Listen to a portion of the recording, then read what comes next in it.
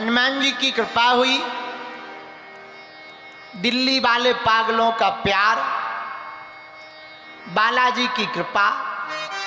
देखो, कथा श्रोताओं को खींच लेती है और श्रोता कथा को खींच लेते हैं। बहुत दिन से कथा दिल्ली में हुई भी नहीं थी,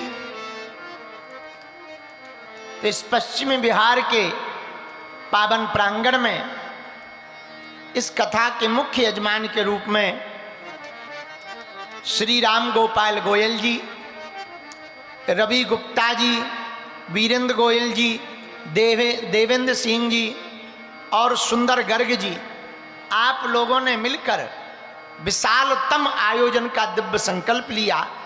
हमारे बड़े ही प्रिय श्री रवि जी ने इस संकल्प की चेतना को प्रारंभ में जगाया था और परिणामतः अब 5 दिनों तक हनुमान जी की कथा की बहार दिल्ली की इस नगरी पर बहेगी। देखो, कथा वृथा को मिटाती है, कथा जीवन जीना सिखाती है। कथा परिस्थिति तो नहीं बदलती पर मनः स्थिति जरूर बदलती है। कथा उस भगवत तत्व के प्रति आकर्षित करती है जिसने पूरी दुनिया बनाई है। कथा जीवन जीने की शैली को संजो देती है। कथा शुद्धि भी करती, बुद्धि भी शुद्ध करती और मन की चेतना को जागृत करके आत्मा को परमात्मा से मिलाने का काम भी करती है। जिसकी जिंदगी में कथा है उसकी जिंदगी वृथा से दूर है। लाखों लोग ऐसे हैं कि उन पे वृथा के लिए तो टाइम है, कथा के लिए नहीं। परिणाम वो वृथा में ही मरे जाते हैं। पर लाखों लोग ऐसे हैं जिन्हें कथा के लिए भी टाइम है। भैया, जिनके पास कथा के लिए समय है उनका वृथा का निपटना तो पक्का ही पक्का है। बोलो सीताराम, जोर से बोलो। तो आज से हम लोग इस पावन प्रांगण में 5 दिनों तक कथा सुनेंगे और हम सोच रहे थे किस पे कथा सुनाएं, तो आने के पहले विचार ही कर रहे थे, पर हमने निर्णय कर लिया हम सुंदर कांड के ऊपर हनुमान जी की कथा को सुनाएंगे।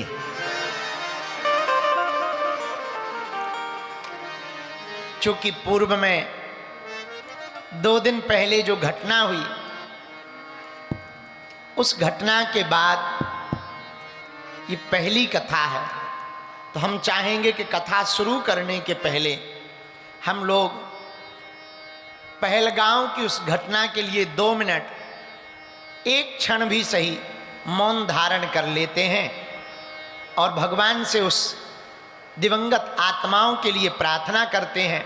और प्रार्थना के साथ साथ ये भी प्रार्थना करें कि भारत सरकार पाकिस्तान को मजा जरूर चखा देवे। हाँ, और मजा ऐसी ना चखाए। देखो, बुरा ना मानना, हम तो एक बात बहुत प्रार्थना पूर्वक कहेंगे, पहलगांव की घटना पर जो हुई है निश्चित रूप से बहुत निंदनीय घटना है, बहुत दुखद है। उन्होंने धर्म पूछ करके मारा। भारत की सरकार खूब निंदा कर रही है। हम तो एक बात पहलगांव की घटना पर भारत सरकार से कहेंगे, हर बार की तरह निंदा मत करो, पाकिस्तान के घर में घुसकर जाओ या फिर हमारे मरे लोगों को जिंदा करो।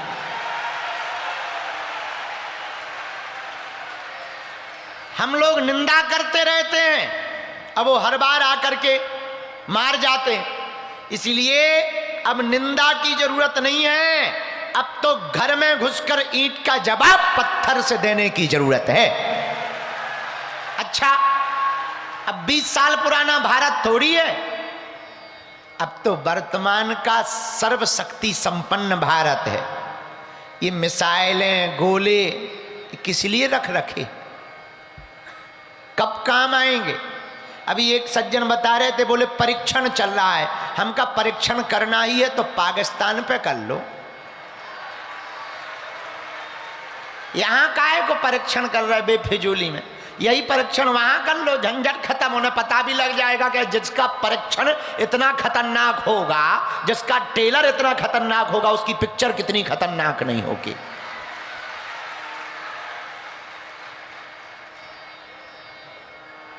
तो वर्तमान में जो पहलगांव में घटना हुई बहुत विचित्र हुई।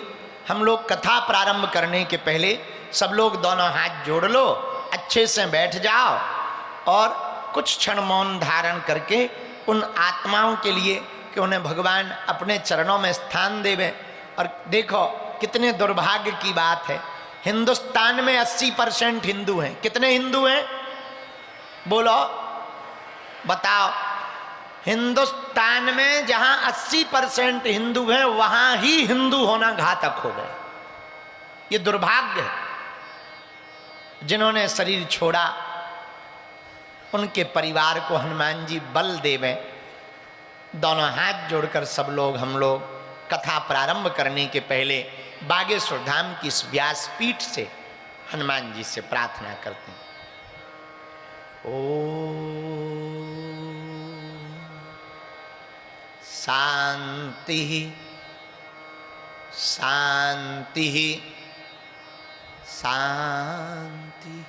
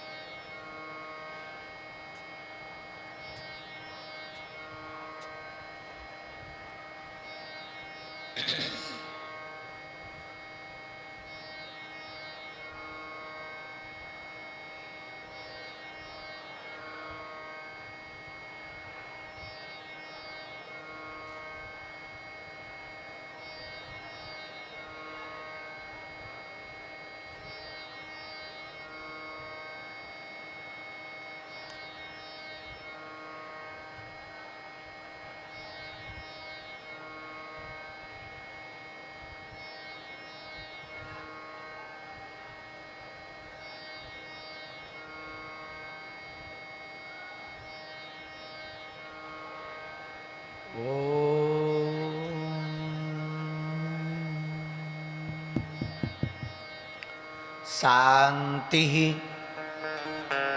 शांति शांति। देखो भारत के पास यही समय है, सही समय है पाकिस्तान को ठिकाने लगाने का।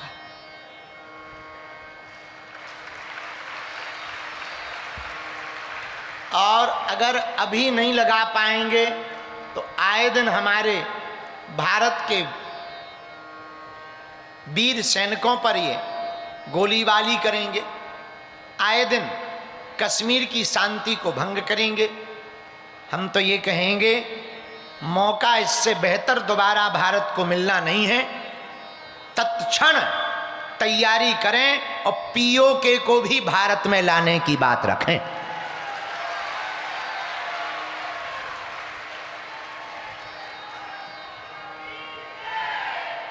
अगर हम चुप बैठे रहेंगे, केवल निंदा करेंगे, केवल ट्वीट करेंगे, बहुत दुख है, ऐसी प्रार्थनाएं केवल बार बार करेंगे तो ये निंदा और ये ट्वीट तुम करते ही रहोगे, वो जो है मारते रहेंगे। दुर्भाग्य है हम सब का हिंदू होकर के आज हिंदुओं के ऊपर दूसरे मजहब के लोग, जहां 80% हिंदू हैं, उस हिंदुस्तान के देश में, हिंदुस्तान में हिंदुओं पर केवल धर्म के नाम पर गोली चलाई जा रही है। बुरा ना मानना, सांपों को कितना भी दूध पिला लो,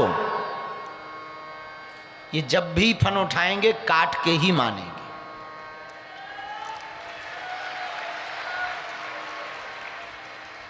इसलिए हम लोगों को एक बात बहुत पुरजोर तरीके से भारत सरकार से प्रार्थना करनी होगी कि अब बहुत हो गया है। हम लोग कब तक अपने लोग खोएंगे, कब तक अपना बेटा खोएंगे, कब तक अपने भाइयों को खोएंगे, कब तक अपने सैनिकों को खोएंगे, कब तक ये उपद्रव सहते रहेंगे, कब तक ये गोलीबारी सहते रहेंगे, कब तक बमबारी सहते रहेंगे, कब तक हम लोग निंदा करेंगे, कब तक शोक मनाएंगे, कब तक संवेदनाएं व्यक्त करेंगे और कब तक प्रार्थनाएं करेंगे। भैया राम जी ने भी 3 दिन तक प्रार्थना करी समुद्र से, विनय न मानत जलद जड़ गए 3 दिन बीत, और बोले राम सकोप तब भय बिन होए न प्रीत। बिना भय के प्रीति नहीं होती है। और अब तो हम कमजोर भी नहीं हैं, अब तो हम साधारण भी नहीं है, अब तो 1950 वाले भारत भी नहीं है, 2025 का भारत है जिसके सामने दुनिया लोहा मानती है। वो भारत है जब पूरी दुनिया दोनों बाहें फैला करके स्वागत करती है। ऐसे समय पर ही अगर अपने दुश्मन को मजा ना चखा सकें तो आखिर कब मजा चखा पाएंगे। तो आज की कथा हम पहलगांव में हुई घटना के उस निंदनीय कृत्य को जो विधर्मियों ने किया है, उस भाव को देखते हुए हम व्यासपीठ से संपूर्ण भारत के लोग हनुमान जी से प्रार्थना करते हैं, हिंदुओं को बल मिले, हिंदुस्तान की रक्षा हो गए और भारत सरकार जल्दी से जल्दी पाकिस्तान के 26 दूनी 52 लोगों का हिसाब किताब ठीक करके